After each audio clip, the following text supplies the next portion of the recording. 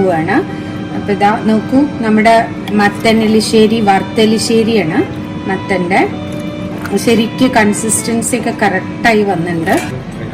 ഓലന് ഞാനൊന്ന് ചൂടാക്കി എടുത്തു.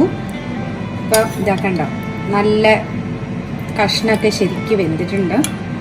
പിന്നെ പച്ചമുളകും കറിവേപ്പിലയും വെളിച്ചെണ്ണയുടെ ഒക്കെ മണം വരുന്നുണ്ട്. ഇത് നല്ലത് തൈര് കൂട്ടി കഴിക്കുമ്പോൾ അതിലൊഴിച്ച് കഴിക്കാൻ നല്ലത്. അത് പച്ചടി ഞാൻ ചൂടാക്കണില്ല കേട്ടോ.